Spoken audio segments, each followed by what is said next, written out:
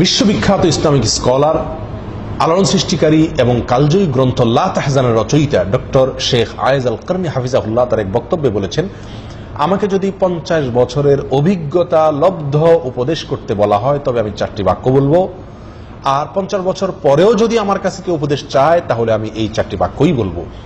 বাক্যগুলো হলো লা তাহজান, লা তাখাফ, লা তাগদাব, লা তাসখাত। অর্থাৎ হতাশ হবেন না, সন্ত্রস্ত হবেন না, রাগ করবেন না, আল্লাহর কোনো ফয়সালায় অসন্তুষ্ট হবেন না।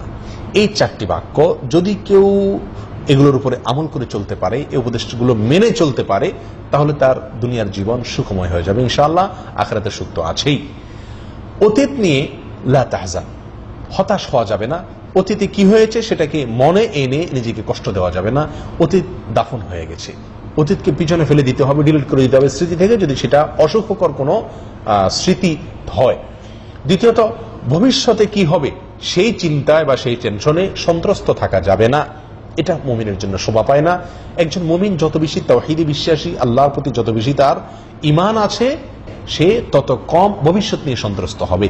এই জন্য ভবিষ্যৎ নিয়ে সন্ত্রস্ত হওয়া যাবে না, বরং ভবিষ্যৎকে আল্লাহর উপর ন্যস্ত করে দিতে হবে যে আল্লাহ আমার অতীত দেখেছেন, তিনি আমার ভবিষ্যৎ দেখবেন। যে আল্লাহ সুবহানাহু ওয়া তাআলা অতীতে বহুবার আমাকে সমস্যা থেকে উত্তরণের পথ দেখিয়েছেন, ইনশাআল্লাহ তিনি আমাকে ভবিষ্যতেও সমস্যা থেকে উত্তরণের পথ দেখাবেন। নাম্বার 3, গোস্বা হওয়া যাবে না। চলমান জীবনে কোন অবস্থাতেই চলতি পথে গোস্বা, অতিরিক্ত গোস্বা, নিয়ন্ত্রণহীন গোস্বা করা যাবে না, গোস্বা করা যাবে না। নবী সাল্লাল্লাহু আলাইহি ওয়াসাল্লামের কাছে একজন উপদেশ চেয়েছিলেন, তিনি বলেছিলেন লা তাগদাব, লা তাগদাব, লা তাগদাব। 3 বার বলেছিলেন তুমি গোস্বা করো না, রাগ করো না, রাগ করো না।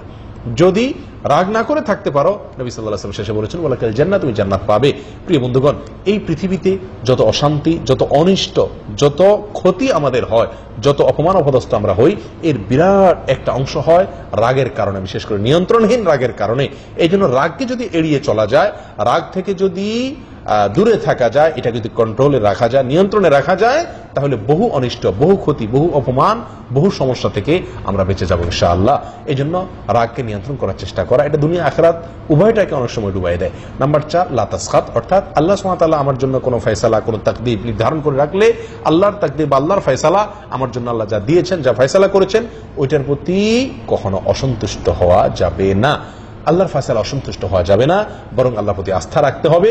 মনে রাখতে হবে আমি আমার জন্য যেটাকে ভালো মনে করছি, আমি আমার জন্য যেটা নির্বাচন করছি, আল্লাহ সুবহানাহু ওয়া তাআলা আমার জন্য যা নির্বাচন করছেন সেটা আল্লাহর নির্বাচন আমার নিজের নির্বাচনের চাইতে অনেক বেশি প্রজ্ঞাপূর্ণ, যৌক্তিক, ভালো এবং কল্যাণকর হবে। এই কথাগুলোকে আমরা মাথায় রেখে চলতে হবে। আবারও বলছি, হতাশ হবেন না, অতীত নিয়ে, ভবিষ্যৎ নিয়ে সন্ত্রস্ত থাকবেন না, রাগ করবেন না, আল্লাহর ফয়সালায়, আল্লাহর তাকদীরের প্রতি কখনো অসন্তুষ্ট হবেন না, বরং পূর্ণ সন্তুষ্টি অন্তর থেকে প্রকাশ করার চেষ্টা করবেন। ইনশাআল্লাহ দুনিয়া এবং আখিরাত উভয় জগতের বহুমুখী কল্যাণ ইনশাআল্লাহ আমরা অর্জন করতে পারবো।